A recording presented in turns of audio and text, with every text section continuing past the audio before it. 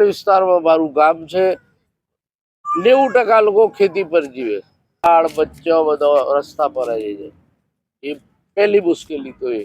પછી બધા મજૂરિયા માણસ છે, 200 કે 100 રૂપિયા કમાવા વાળા, એ આ નગરપાલિકાના નિયમોના આથી જ વેરો ભરી શકે.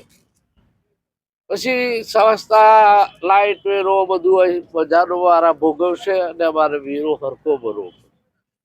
એ અમારી ઝાઝી મુશ્કેલી. એકદમ બેકવાર્ડ વિસ્તાર, 5 કિલોમીટર, અને છેલ્લું બોર્ડર અમારું 9 કિલોમીટર થાય. ત્યાં સુધી અમને આ સાહસ કરાય એમ નથી.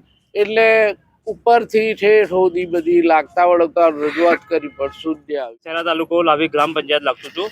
અહીંયા શહેરાથી સમથિંગ 9 કિલોમીટરની આસપાસ થાય છે.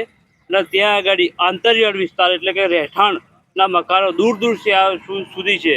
અને જમીન પણ બહુ એટલે કશું કોઈ પાક પાકતો નથી. ત્યાં છે અમારે નગરપાલિકામાં આવું નથી. ગ્રામજનોને અમારું આવેદન પત્ર અમે નગરપાલિકામાં પણ આપ્યું હતું. પહેલાં તાલુકા વિકાસ અધિકારી પણ આપ્યું હતું અને પ્રાંત કચેરી પણ આપ્યું હતું, મામલતદાર અધિકારી. અમારે શું ને પંચાયત રહેવી જોઈએ બસ. અમારે